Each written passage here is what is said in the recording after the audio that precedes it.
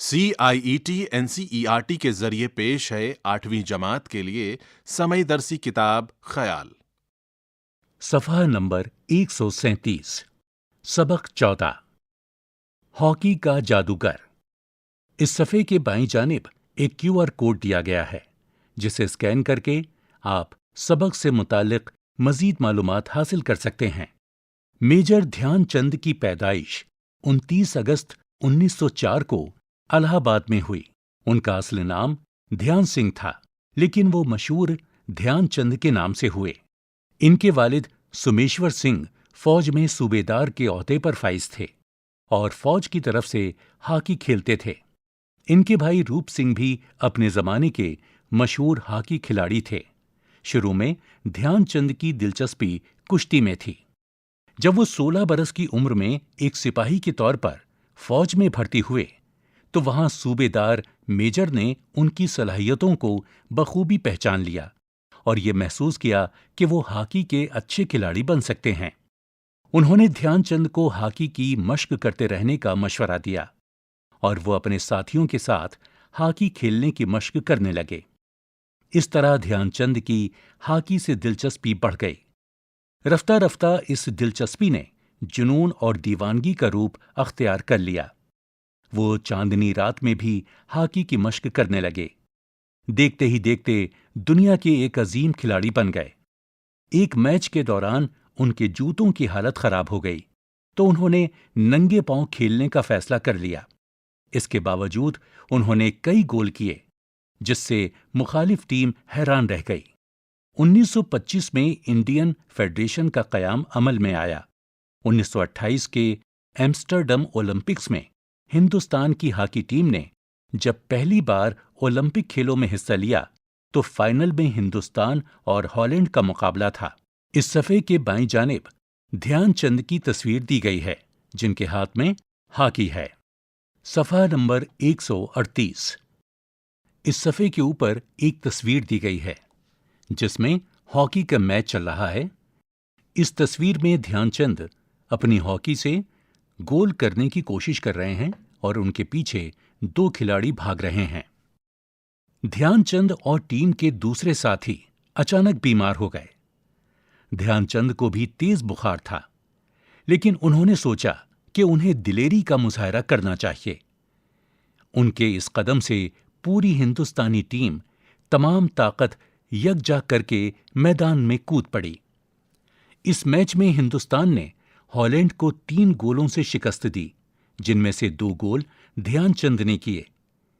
उनके खेल को देखकर लोगों को शक हुआ कि उनके स्टिक में कोई मकनतीस है।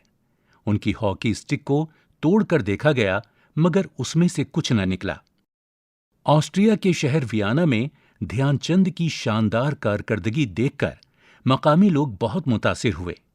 उन्होंने कहा, यह खिलाड़ी 2 नहीं बल्कि 4 हाथों से खेलता है।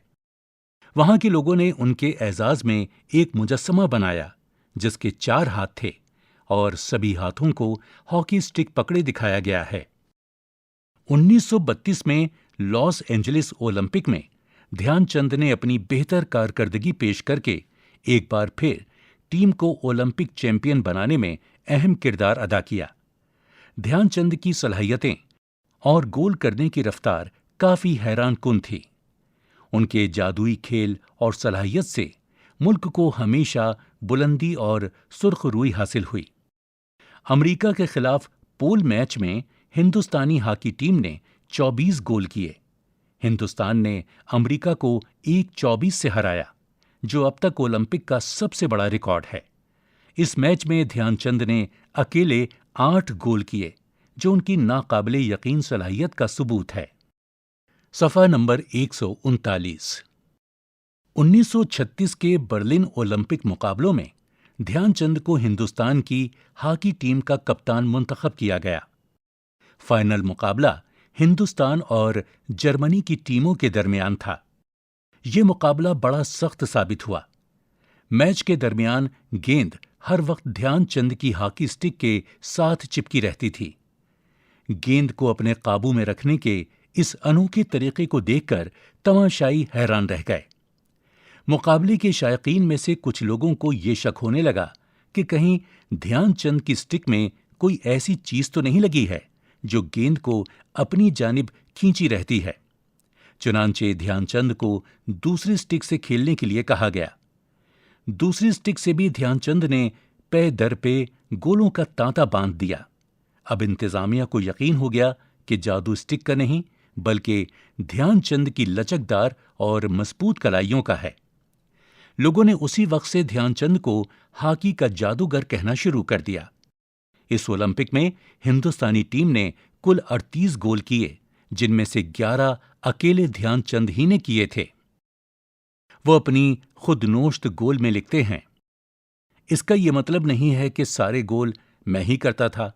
मेरी तो हमेशा कोशिश रहती थी कि मैं गेंद को गोल के पास ले जाकर अपने किसी साथी खिलाड़ी को दे दूं, ताकि उसको गोल करने का मौका मिले और उसकी भी सताइश हो। खेल के इस जज्बे की लोगों ने बड़ी कद्र की। ध्यानचंद ने अपना आखिरी बैनुल-अक़वामी मैच 1948 में खेला, जब उनकी उम्र 43 साल थी। इस उम्र में भी उन्होंने बेहतरीन खेल का मुजाहरा करते हुए कई गोल किए। आलमी शोहरत हासिल होने के बावजूद ध्यानचंद में कभी भी गुरूर पैदा नहीं हुआ। वो कहते थे, हॉकी के मैदान में जो थोड़ी बहुत खिदमत मुझसे हो सकती है, उसका सबब मेरे मुल्क के बाशिंदों की मुझसे मोहब्बत है। नौजवान खिलाड़ियों को यही मशवरा देते थे कि जाती शोहरत या नाम के बजाय मुल्क की नामवरी के लिए पूरी टीम को यकजान होकर खेलना चाहिए। सफ़े के बाईं जानिब एक स्टेडियम की तस्वीर है, जिसमें ध्यानचंद गोल करके एक हाथ में मुल्क का परचम और दूसरे हाथ में हॉकी लिए खड़े हैं और अपने साथी खिलाड़ियों के साथ जीत का जश्न मना रहे हैं। सफ़ा नंबर 140। 1956 में जिस वक्त वो फौज से सुबकदोश हुए, उस वक्त मेजर के ओहदे पर फाइज थे। उसी साल उन्हें पद्म भूषण के एजाज से नवाजा गया। 3 दिसंबर 1980 को उनकी वफात हुई। हुकूमत ने उनकी याद में एक डाक टिकट जारी किया। यहां सफ़े के बाईं जानिब उसी डाक टिकट की तस्वीर है जिस पर ध्यानचंद की तस्वीर दी गई है। उनके नाम पर हिंदुस्तान में खेलों का सबसे बड़ा एजाज मेजर ध्यानचंद खेल रत्न अवार्ड दिया जाता है। ये अवार्ड बैनुल-अक़वामी सतह पर शानदार कारकर्दगी और मुल्क का नाम रोशन करने वाले खिलाड़ी को दिया जाता है। 29 अगस्त को पूरे मुल्क में खेलों के कौमी दिन के तौर पर मनाया जाता है, जो मेजर ध्यानचंद का यौम पैदाइश है। उनके नाम पर दिल्ली के नेशनल हॉकी स्टेडियम का नाम major Dhyanchand national hockey stadium रखा गया है। इदारा। यहां सफ़े के नीचे मेजर ध्यानचंद के मुजस्समे की तस्वीर है, जिस पर लिखा है, dedicated to major Dhyanchand hockey wizard, pride of the regiment, hero of the nation. सफ़ा नंबर 141। लफ्ज़ो मानी। फाइज, कामयाब, किसी बुलंद दर्जे पर पहुंचना। दिलेरी, बेबाकी, जरायतमंदी। शिकस्त, हार, नाकामी। एजाज, इज्जत, मर्तबा, रुतबा।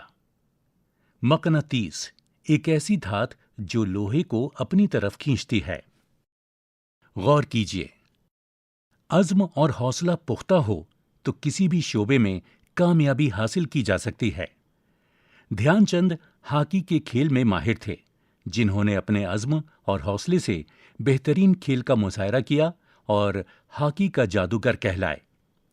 मेजर ध्यानचंद खेल रत्न अवार्ड किसी खिलाड़ी को गुज़िश्ता 4 बरसों के दौरान खेलों में शानदार कारकर्दगी के लिए दिया जाता है।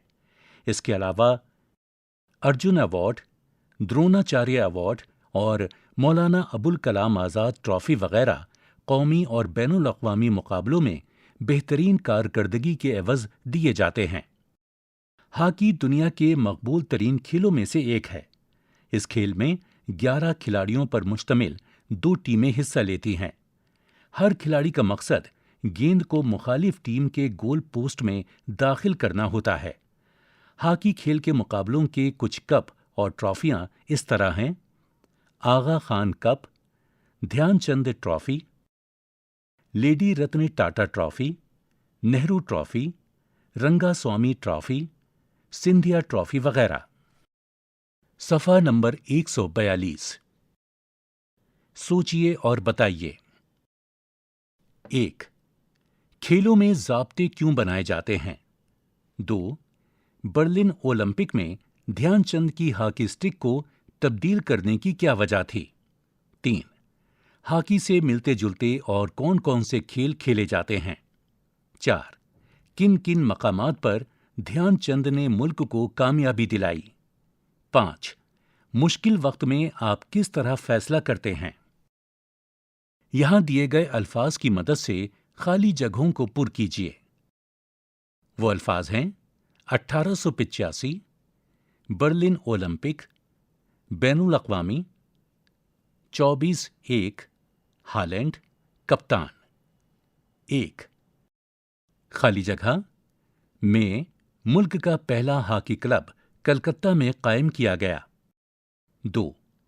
हिंदुस्तान ने पहली दफा 1928 के ओलंपिक खेलों में खाली जगह को फाइनल में हराकर हॉकी तिलाई तमगा हासिल किया। 3. 1932 में लॉस एंजलिस ओलंपिक में हिंदुस्तान ने अमेरिका को खाली जगह से हराया। 4. ध्यानचंद ने अपना आखिरी खाली जगह मैच 1948 में खेला। 5. 1936 के खाली जगह मुकाबलों में ध्यानचंद को हिंदुस्तान की हॉकी टीम का खाली जगह मुंतखब किया गया। सबक में आए यहां दिए गए अल्फाज के मुतजाद मालूम करके लिखिए। 1. इंतहा खाली जगह। 2. जदीद खाली जगह। 3. गुरूब खाली जगह। 4. मुआफिक खाली जगह। 5. आइंदा खाली जगह।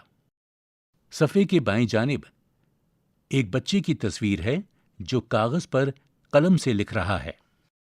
सफ़ा नंबर 143। सबक की मुनासबत से यहां दिए गए जुमलों को तरतीबवार लिखिए। 1. वहां के तमाशाइयों ने उसी वक्त से ध्यानचंद को हॉकी का जादूगर कहना शुरू कर दिया। 2. हॉकी के मैदान में जो थोड़ी बहुत खिदमत मुझसे हो सकी उसका सबब मेरे मुल्क के बाशिंदों की मुझसे मोहब्बत है। 3. हिंदुस्तान ने पहली दफा 1928 के खेलों में हालैंड को हराकर फाइनल मैच में तिलाई तमगा हासिल किया। 4. हिंदुस्तान की हॉकी टीम ने जब पहली बार ओलंपिक खेलों में हिस्सा लिया तो फाइनल में हिंदुस्तान और हालैंड का मुकाबला था। 5. मैच के दरमियान गेंद हर वक्त ध्यानचंद की हॉकी स्टिक के साथ चिपकी रहती थी।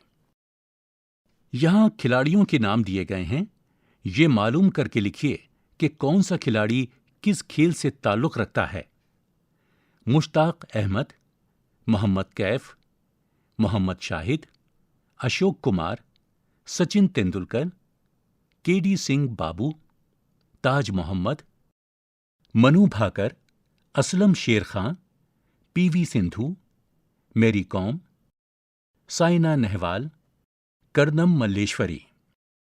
पढ़िए, समझिए और लिखिए।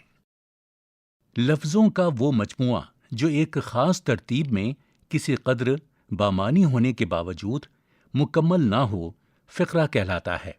मसलन हॉकी का जादूगर।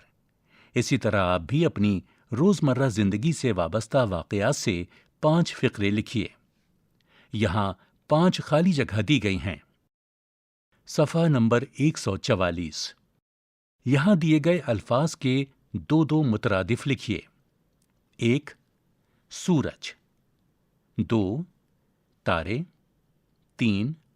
बाग। 4. रात। 5. दरख्त। यहाँ बाईं जानिब एक बच्चे की तस्वीर है जो कुछ सोचकर लिखने की कोशिश कर रहा है। मुरक्कब लफ्ज़ के बारे में आप पढ़ चुके हैं। मिसाल के मुताबिक दिए गए अल्फाज के सही जोड़ तलाश करके मुरक्कब अल्फाज बनाइए। अंधेरी, खिलाड़ी, आदमी, खेल, जबान, मश्क, दिलचस्प, रात, मशहूर, मुश्किल, ज़हीन, शीरीं। मिसाल, अंधेरी जमा रात बराबर अंधेरी रात। इसी तरह यहां नीचे 8 खाली जगह दी गई हैं। सफ़ा नंबर 145। तलाश कीजिए।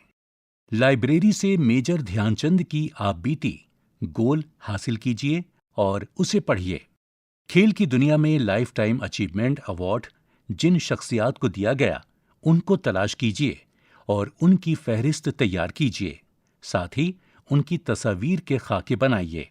अपने पसंदीदा खेल के मशहूर खिलाड़ियों के बारे में मालूमात हासिल कीजिए और उन शख्सियात के कारनामों पर एक मज़मून लिखिए। मालूम कीजिए कि हिंदुस्तान ने आलमी खेलों में कहां-कहां कामयाबी हासिल की है। तख्लीकी इजहार। अपने रोजाना के कामों की तफसील एक डायरी में तारीखवार लिखिए। अपने स्कूल में यौम खेल स्पोर्ट्स डे के इनाकात की एक रिपोर्ट तैयार कीजिए और उसे क्लासरूम में सुनाइए। अपने घर या इलाके के किसी ऐसे शख्स से मिलिए जिसने खेलों के मुकाबले में तमगा हासिल किया हो। उनकी तालीम, खेल में दिलचस्पी, हालात ज़िंदगी और खेलों के मुकाबलों में हिस्सेदारी से मुताल्लिक सवालात तैयार करके उनसे गुफ्तगू कीजिए या इंटरव्यू लीजिए।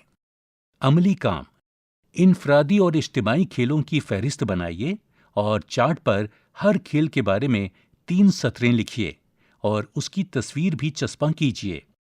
सबक में आपने पढ़ा कि एक मर्तबा ध्यानचंद ने बुखार में मुब्तला होने के बावजूद और दूसरी बार जूतों की हालत खराब होने के बाद भी बेहतरीन खेल का मुजाहरा किया।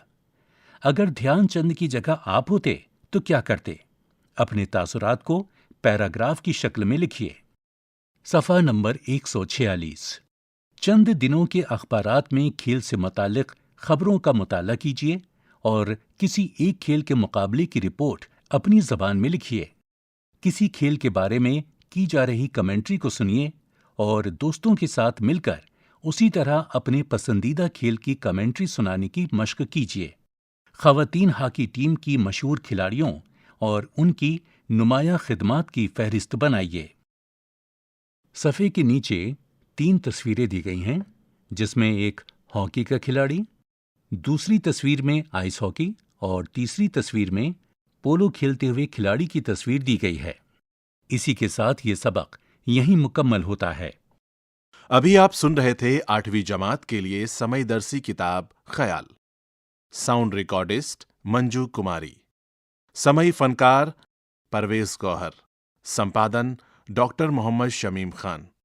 हिदायत और तख्लीककार विमलेश चौधरी। ये किताब CIET NCERT नई दिल्ली भारत के जरिए पेश की गई।